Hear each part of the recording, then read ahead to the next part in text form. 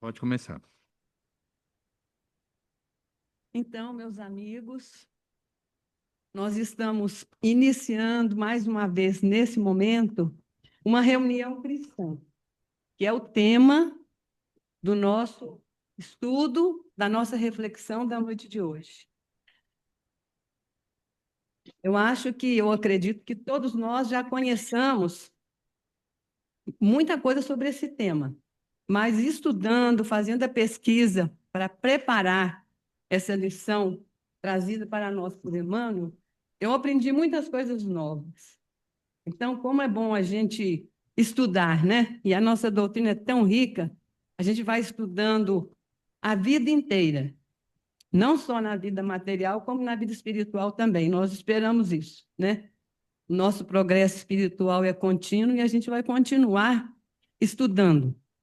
Mas essa página que Emmanuel nos trouxe, ela tem uma mensagem para nós muito consoladora, porque fala das atividades que nós desenvolvemos na nossa casa espírita.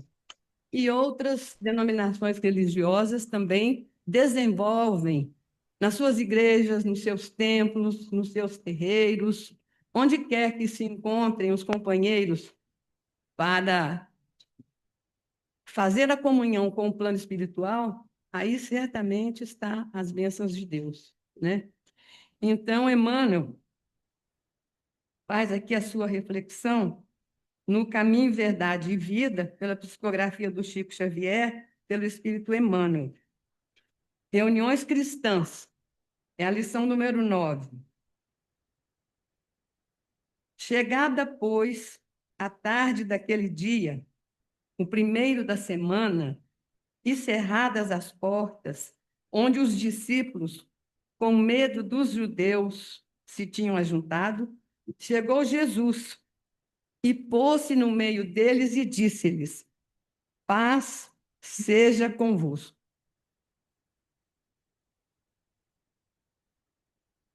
Eu gostaria de dar uma, um retrocesso aqui para a gente entender em que momento foi essa aparição de Jesus e a situação que os apóstolos viviam naquele instante. Essa narrativa aqui do Evangelho, ela vem logo depois da crucificação do Cristo. A crucificação que a gente lembra, né? Todos nós cristãos temos o conhecimento, morte dolorosa do Cristo, e logo em seguida vem a ressurreição de Jesus. E nós lembramos como que foi esse acontecimento, né? A morte de Jesus na sexta-feira, no domingo, raiando o dia, estava escuro ainda, Maria Madalena foi ao sepulcro onde tinha sido depositado o corpo de Jesus. Ela estava levando ali os perfumes e as ervas, né, para passar no corpo do mestre. Quando ela chega e vê a pedra removida e o sepulcro vazio, ela se assusta. Ela fica com medo. E ela sai dali correndo e vai avisar a Pedro. Eles estavam reunidos, escondidos, né? E ela fala que o corpo do Senhor sumiu e ela não sabia para onde eles tinham levado. Aí Pedro vai lá, ele e João, e constatam, vendo os lençóis no chão, tinha envolvido o corpo, o túmulo ali vazio, ele confere aquela realidade e sai dali também. Mas Madalena volta pouco depois. Ela volta e ela encontra ali, ela pensa que é o jardineiro, o hortelão que cuidava ali daquele recanto. Então ela pergunta para ele: você sabe onde está o corpo do meu senhor? Ele sumiu aqui do túmulo. Aí aquele homem olha para ela e fala: Maria. E ela reconhece a voz do Cristo. Ela fala Rabone, que quer dizer Senhor. E então ela fica comovida e ela reconhece Jesus e se atira sobre os seus pés e quer abraçar-lhe as pernas. Então Jesus fala: calma, Maria, espera. Eu ainda não subi ao meu Pai. Vai e diz aos nossos irmãos que eu estou aqui. Aí ela vai e dá a notícia para eles. Mas eles não acreditaram, né? Eles não aceitaram de pronto aquela informação. Quando vai à tardinha do mesmo dia, porque a gente viu aqui, e era o primeiro dia da semana, era no mesmo domingo. De tardinha, eles estavam se reunidos todos, fechados lá na sala, 11 discípulos, Tomé não estava com eles, os 11. Eles estavam fechados e eis que Jesus aparece no meio deles. Então, eles veem ali a confirmação da ressurreição do Cristo. E é interessante os fatos ocorridos nesses 40 dias depois da crucificação, depois da ressurreição. Jesus ainda continuou aparecendo para eles, para os discípulos, uma porção de vezes. Essa em que ele vem e faz essa saudação ali no meio deles, é no mesmo domingo. Mas depois ele aparece quando Tomé estava presente, porque esse dia Tomé não estava. Foi onde ele afirmou: se eu não vir o Cristo, colocar os dedos nas suas chagas, né, eu não acreditarei. Aí, da segunda vez, ele já estava presente. Mas nesse dia, especialmente, Jesus chega no meio e profere a palavra deles, né, desejando paz para eles. Então, Emmanuel começa o comentário aqui falando que muitas pessoas, muitos crentes, ouvindo essa narrativa, às vezes com malícia, com dúvida, faz uns questionamentos. Por que que Jesus veio falar que deixava a paz? Por que que ele não trouxe ajuda para as nossas necessidades materiais? Essa mensagem que ele trouxe para nós agora, por que que ela não beneficia as doenças? Por que que não são descobertas a cura para essas enfermidades? Por que não se resolve o problema das dificuldades que geram conflitos, que causam a guerra? Então, Emmanuel fala que as pessoas que fazem essas indagações não compreenderam ainda a justiça divina, porque tirar ao homem as possibilidades do trabalho, do sofrimento, que são processos de evolução, seria uma coisa terrível. A gente imagina se tudo estivesse pronto e arrumadinho para nós, que, né? Então, a justiça divina traz para nós a necessidade do trabalho, é da lei. É da lei o homem ter que trabalhar para desenvolver o intelecto e a matéria. O trabalho é lei de vida. E o sofrimento faz parte para enfrentar esse dia a dia, o trabalho, as lutas, com coragem, com força, visando o nosso aperfeiçoamento. Então, retirar dos homens essa necessidade de trabalho, de resolver pelo seu esforço as questões que dizem respeito às necessidades da vida material, seria um crime.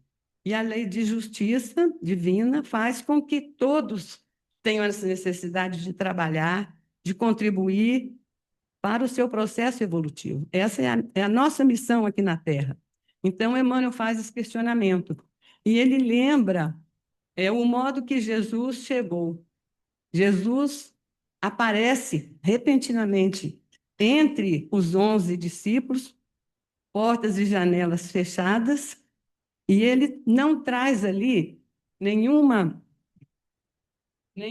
informação ou nenhuma notícia que cause medo nos discípulos, não contou nada de extraordinário, de sensacional, não fez revelações, não fez nada disso.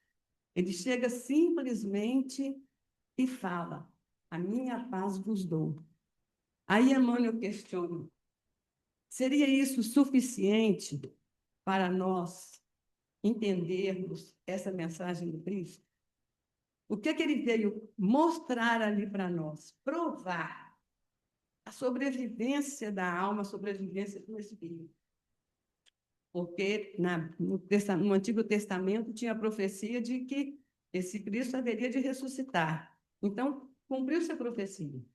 Então, Jesus veio confirmar, ele veio comprovar. Todos viram a sua morte física. E com essa presença ali entre os discípulos, 3 dias depois da sua morte, ele está confirmando, comprovando que ele sobreviveu. Que a sobrevivência aguarda todos nós, a imortalidade de ser. E isso, Emmanuel continua falando, traz para nós uma responsabilidade muito grande. Se a vida continua, se a imortalidade existe, nós teremos que avaliar, que responder pelos nossos compromissos, pelas nossas tarefas assumidas, pelos nossos trabalhos.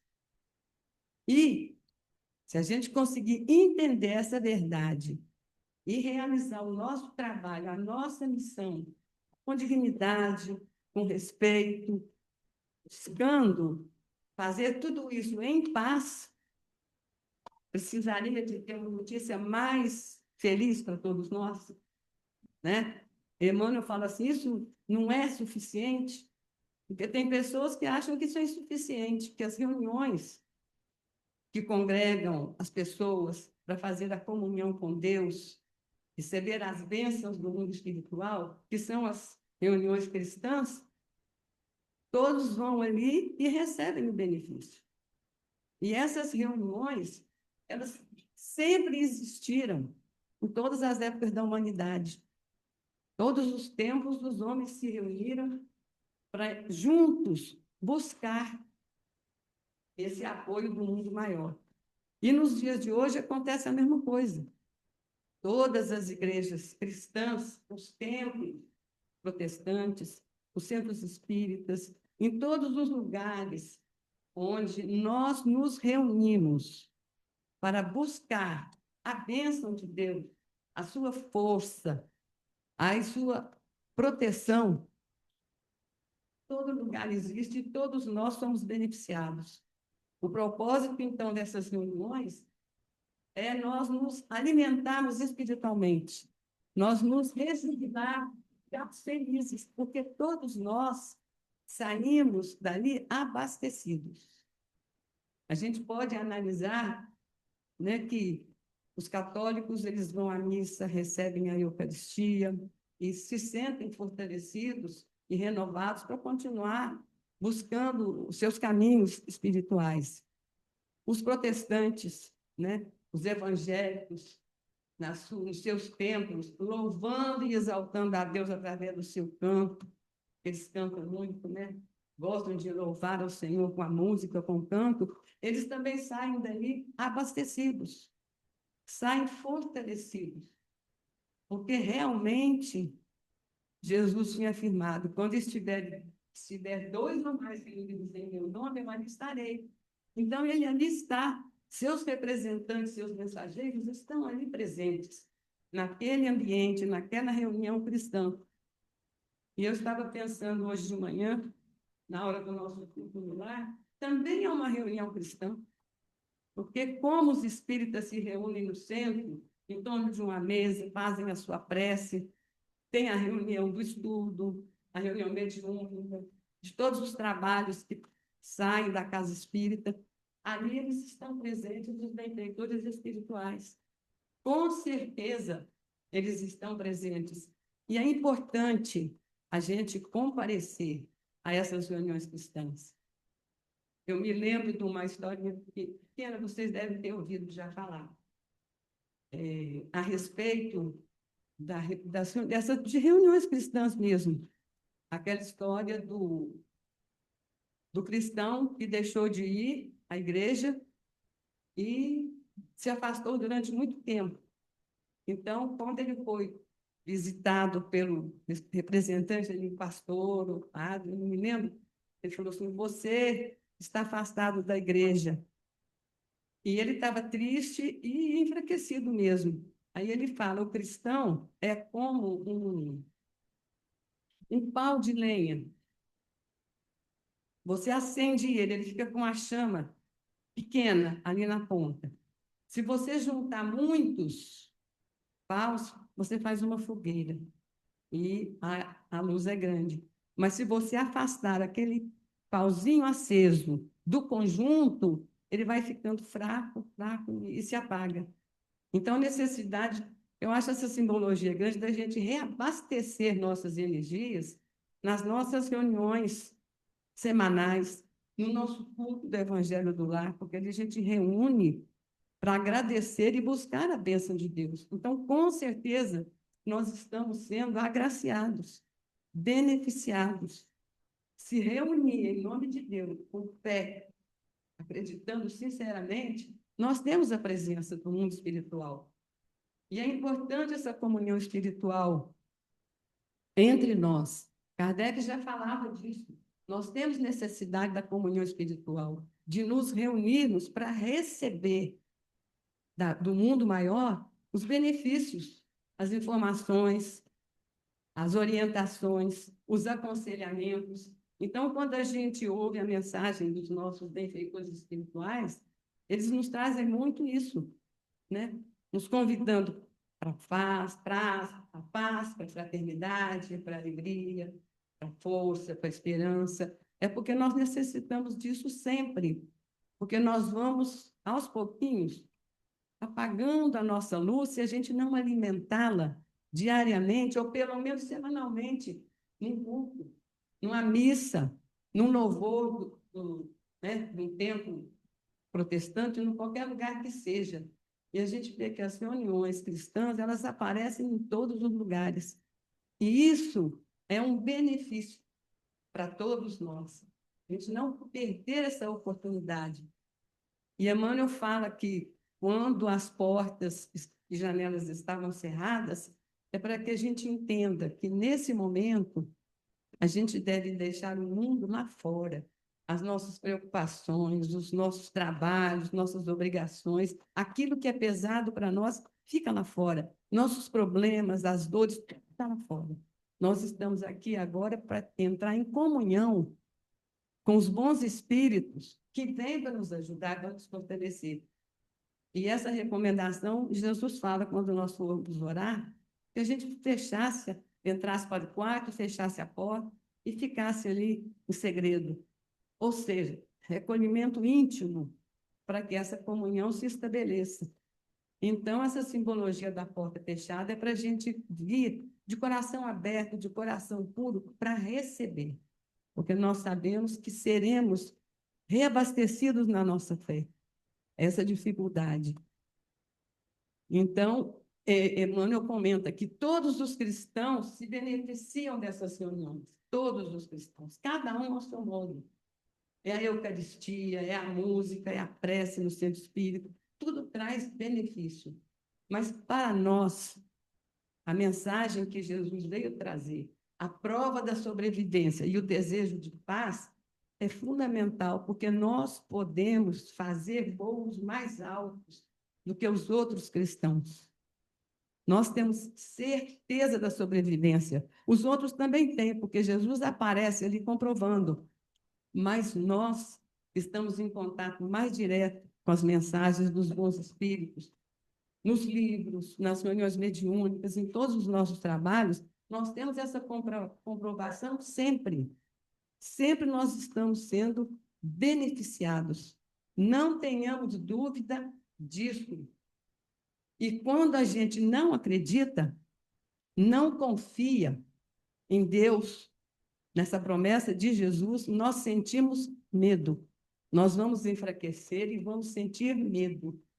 Então, a confiança em Deus, nas promessas de Cristo que a gente vê que se concretizam em nossas vidas, é que vai nos alimentar espiritualmente e nos dar a força da perseverança, para a gente renovar a cada dia, a cada semana, né? Pelo menos a cada semana, a vinda ao centro, a água fluidificada, o passe, tudo isso vai nos alimentar e nos fortalecer na fé, no nosso trabalho e na esperança.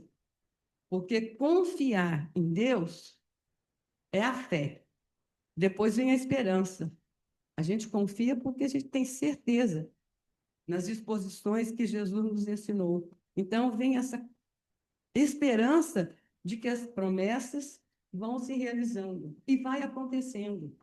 Mas tem muitas pessoas que ficam esperando grandes sinais dos céus, da fé, para solidificar a sua crença mesmo, se fortalecer. Ficam à espera de coisas importantes, grandiosas. Mas Emmanuel fala que isso é correr atrás de fogo fato, de luzes passageiras. Não é isso que vai acrescentar, mas essa comunhão que a gente possa fazer de verdade com o mundo espiritual que vai devagarzinho nos alimentando. E a presença de Jesus ali, falando da sobrevivência, e depois aparecendo de novo para os discípulos, muitas vezes, quando ele estabelece que as línguas de fogo cairiam sobre a cabeça dos apóstolos no dia de Pentecostes, ele está ali confirmando novamente a presença do mundo espiritual, dos seus enviados para estar junto a nós. Quando a gente lembra do Pentecostes, que já é mais para frente, né?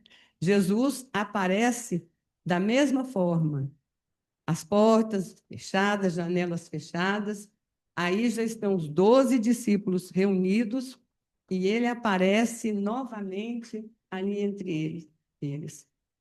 E ele fala ali, pela terceira vez ele fala, a minha paz vos dou, não a dou como o mundo a dá, mas eu vos dou a minha paz. Novamente ele chega ali e outra coisa, ele fala isso e ele sopra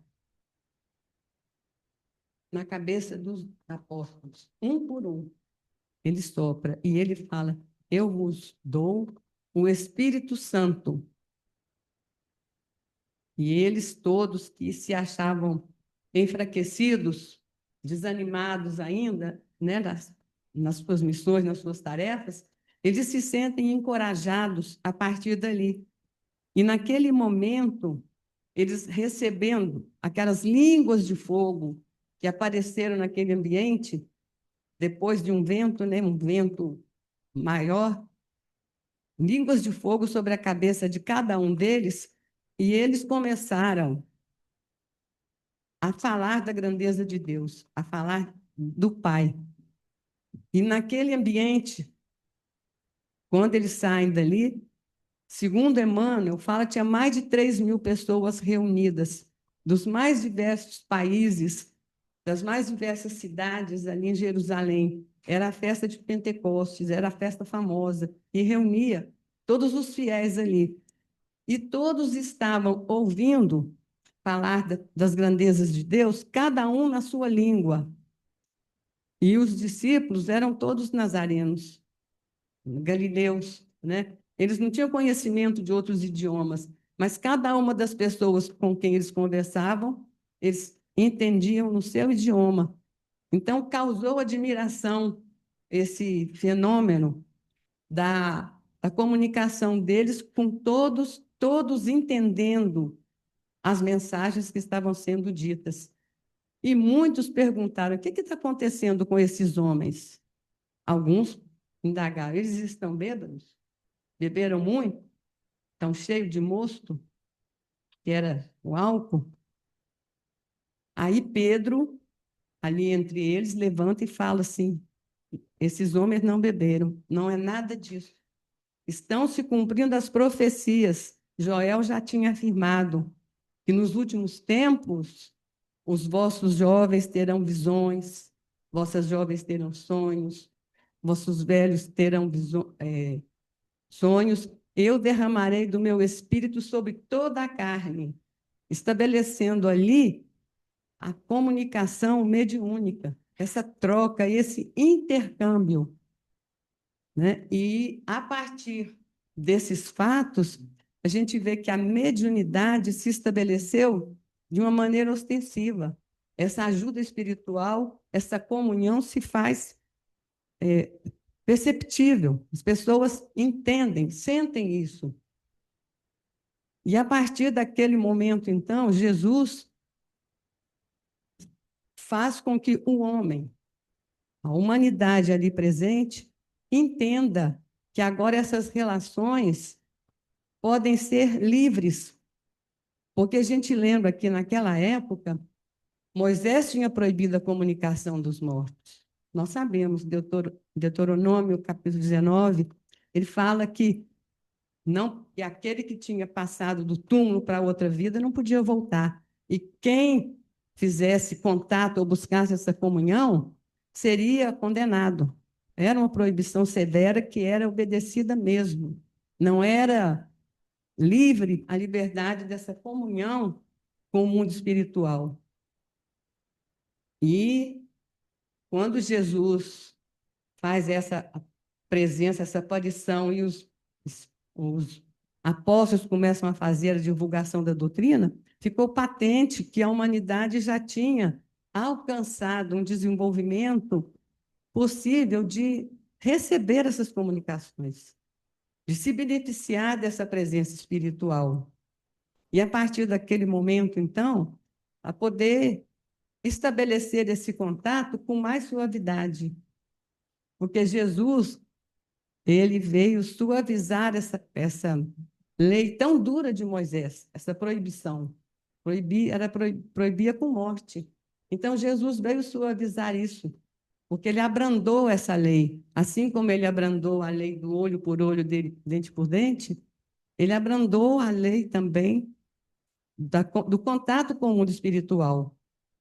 Ele veio trazer Jesus veio trazer o quê? Que com amor, se você conseguir com muito amor, você consegue dar o perdão verdadeiro.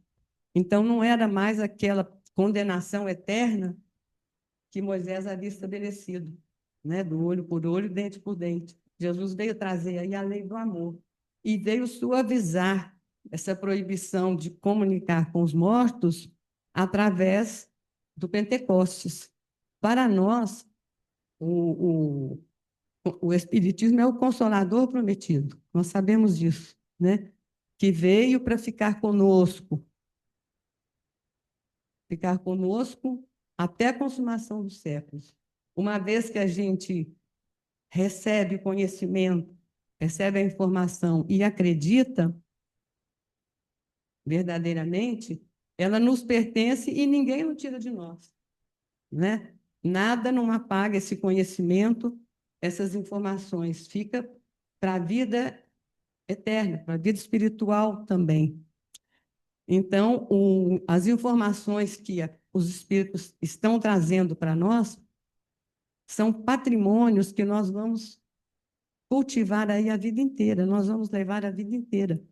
Então, essa mensagem de Jesus, trazer a paz, desejar a paz em todas as suas aparições, nós temos que aprender a conquistar essa paz. E a gente fala muito em paz, né, meus irmãos? Cada vez que a gente encontra, eu gosto muito de falar paz, paz. Dou um abraço e falo paz. A gente pode ver que todos nós procuramos a paz. Todos nós procuramos a paz. Mas Emmanuel fala que bem poucos são dignos dela, da paz verdadeira. A paz verdadeira. Aquela que é construída portas adentro do coração, as atitudes íntimas, ninguém precisa de saber, né? Mas que a gente constrói com consciência e com coração. Isso vai nos abastecendo e nos fortalecendo. E a paz verdadeira, ela inclui o trabalho, o sofrimento, que são os elementos que fazem parte da justiça divina. Ninguém vai construir uma paz verdadeira, legítima, sem trabalhar e sem sofrer. Porque esses dois instrumentos são o nosso processo de elevação espiritual, a nossa evolução. A gente não está caminhando cada vez para estar melhor, para ser melhor? Então, nós não vamos nos livrar do esforço que o trabalho nos pede. Emmanuel fala que todo bem, por menor que seja, é uma semente sagrada. O bem. Qualquer benefício que a gente fizer é uma semente sagrada. Ou seja, ela carrega ali fruto, possibilidades futuras.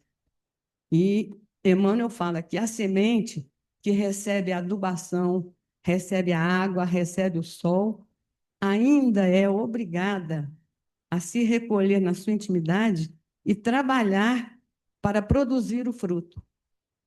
Se da semente se espera esse sacrifício para ela produzir, e de nós, que já sabemos de tantas coisas, né? Então, o esforço, o trabalho faz parte da nossa evolução. E para a gente ter realmente essa paz do Senhor e não a paz do mundo, a gente tem que trabalhar sempre, trabalhar muito e perseverar até o fim. E Jesus falou: quem quiser ser meu discípulo, tome a sua cruz e siga-me. A cruz que a gente toma é a nossa responsabilidade, é a nossa luta, é o nosso trabalho. Nós não vamos alcançar a paz verdadeira sem essa luta, sem esse esforço. É isso que Emmanuel comenta da paz do Senhor. Ela pede compreensão íntima, pede conhecimento. E ele fala também que a paz completa, a paz verdadeira, nós não conseguimos ela ainda nesse mundo. Ninguém tem a paz verdadeira. O dia que todos estiverem produzindo para o bem de todos, as guerras cessarão. Mas, enquanto isso, a gente tem muita dificuldade e a gente ainda está em guerra, porque nós agimos segundo as nossas más inclinações. O que são as nossas más inclinações? Né? São os nossos procedimentos equivocados. Kardec fala que o verdadeiro espírito é o que luta para transformar as suas más inclinações. Então, Emmanuel fala que a gente tem que aprender a educar os olhos, os ouvidos, o gosto, os ímpetos, tudo isso a gente precisa governar, administrar, para que a gente consiga momentos de serenidade e de calma para resolver nossos conflitos, as nossas dificuldades. Porque no desespero, no medo, na revolta, na inconformação, a gente não consegue resolvê-los. Então, precisamos educar em todos os sentidos, educar as nossas percepções físicas e as percepções espirituais. E, para isso, é importante a gente conhecer as leis de Deus, as leis, porque aí nós vamos nos fortalecendo. E as leis de Deus são farol para a humanidade em qualquer continente. As leis de Deus são únicas. Sob outras palavras, a essência é sempre a mesma. E Kardec analisa com muita perfeição as leis dos 10 mandamentos de Moisés, e ele faz ali um estudo das leis morais, que estão incluídas ali todas as leis dos 10 mandamentos. Então, é uma parte importante do Livro dos Espíritos sobre as leis morais, a gente aprender ali o que são as leis de adoração, de trabalho, de sociedade, de progresso, a lei de destruição, a lei de conservação, a lei de liberdade, de justiça, de fraternidade, está tudo ali. Então, educar os nossos sentidos, conhecendo as leis de Deus, vai nos preparar para a gente agir, pelo menos um pouco, com paz no coração. A paz perfeita, a paz do Senhor, nós ainda não temos condições. Mas a serenidade e a calma, Emmanuel afirma que todos nós podemos nos governar, administrar os nossos ímpetos, as nossas atitudes, para a gente, com mais serenidade e calma, resolver todas as nossas dificuldades, todas as nossas pendências. E ele dá o exemplo da guerra, do conflito entre duas nações que estão aí uma conflitando, querendo destruir a outra. Isso aí dura muito tempo e causa muitos danos e prejuízos. Mas uma palavra só de renúncia, num dia só, resolve o problema, né? Aí vem a paz. Então, como é difícil a gente estabelecer a paz entre nós. E é isso que Jesus veio demonstrar com a sua presença entre os discípulos, entre os seus apóstolos. Sobrevivência. Existe a imortalidade, a vida continua, e isso nos impõe o quê? O sacrifício do trabalho, os sofrimentos. Porque nós sabemos que a lei de progresso, ela rege as nossas vidas. Então, a gente buscar a comunhão com o mundo espiritual para nos fortalecer na nossa fé, na nossa esperança e nossa caridade, né? A gente sabe que são as virtudes que Paulo fala, são as mais importantes, as virtudes teologais, a fé, a esperança e a caridade. A fé, segundo nós entendemos, é a confiança em Deus. Não é só a crença, não. Acreditar é mais fácil, mas confiar plenamente, segurar mesmo na mão do Senhor, na ajuda espiritual que a gente busca e recebe, isso nos dá esperança e nos impulsiona à prática do bem, que é a caridade. Então, Pedro fala aqui, ele fala para a gente procurar a paz e buscar a paz. E trabalhar no bem, porque o bem, ele promana de Deus incessantemente. As bênçãos fluem da misericórdia do Pai incessantemente, sem parar. E é para todos.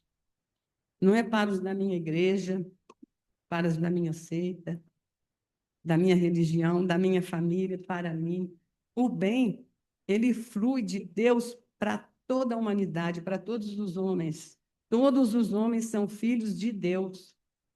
Então, o bem que o outro faça também traz o seu benefício. E muitas vezes a gente acredita que o bem maior é o que a gente está fazendo, né?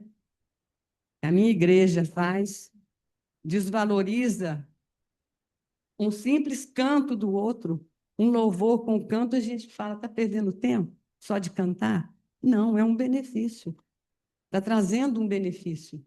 Então, a gente valorizar, porque as bênçãos de Deus, o trabalho do bem, entre nós, Deus realiza pelas nossas mãos e pelas nossas pernas. Somos nós que temos que levar esse. O bem flui, ele vem.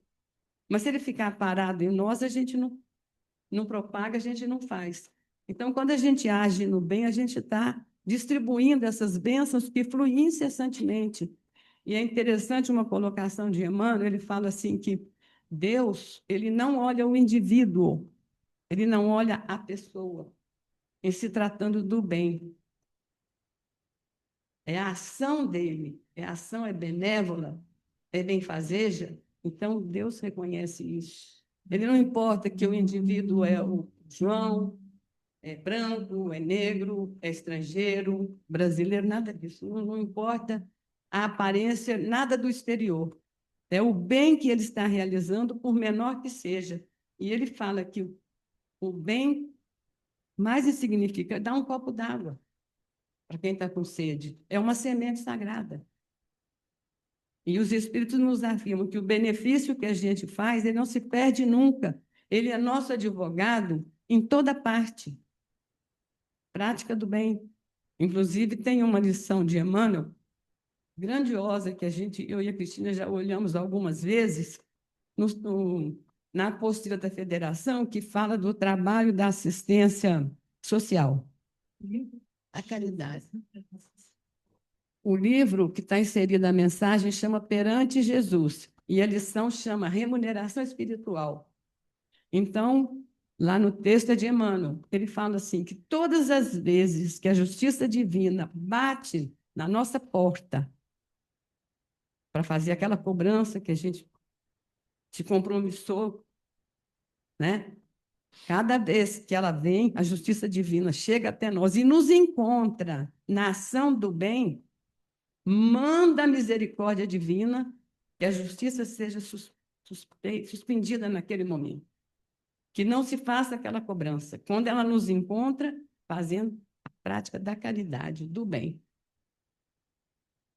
E Jesus por tempo indeterminado. E se ela voltar de novo e nos encontrar no bem, ela é suspensa de novo. Então, é o bem que vai pagar a nossa imensidão de pecados. A gente não pode ter dúvida disso.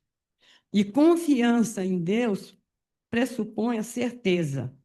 E quando a gente se afasta dessa confiança, a gente descrê, a gente sente medo.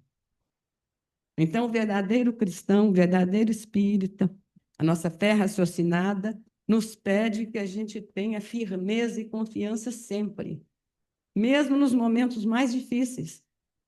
Não precisamos de duvidar. Jesus, ele mesmo, ele falou, mas ele comprovou. Ele veio comprovar a sobrevivência, né? Que nós temos oportunidade de continuar. Então, e a fórmula de nós resgatarmos os débitos é através do trabalho, do sofrimento. A gente tem alegrias? Temos alegrias, muitas alegrias, pequenas alegrias, mas ainda não merecemos a alegria constante. Mas o esforço tem que ser permanente, né? Essas atividades nossas têm que ser permanentes. E a respeito do bem, Paulo faz uma exortação aos romanos muito linda. Ele fala assim: honra e glória a todo aquele que faz o bem. Honra e glória. Quer dizer que a gente está sendo ali beneficiado naquele momento, está sendo honrado e está sendo glorificado. Honra e glória a todo aquele que faz o bem. Não fala do indivíduo, esse ou aquele.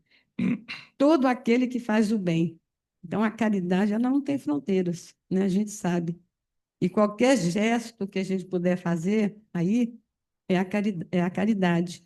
Agora, Emmanuel faz uma colocação aqui que eu achei muito importante para os dias de hoje, para a gente refletir um pouco sobre ela, mas eu vou ler, se vocês me permitirem, porque fica uma chamada para a gente observar que Jesus fala que ele dava a paz. A minha paz vos dou, não como o mundo a dá.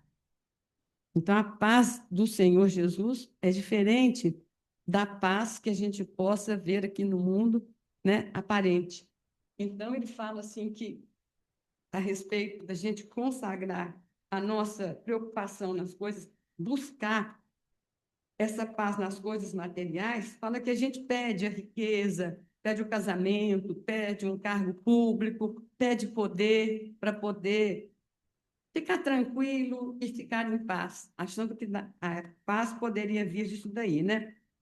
Então, ele fala assim: o mundo consegue proporcionar muitos arranjos e acordos nesse terreno, mas somente o Senhor pode outorgar ao espírito a paz verdadeira.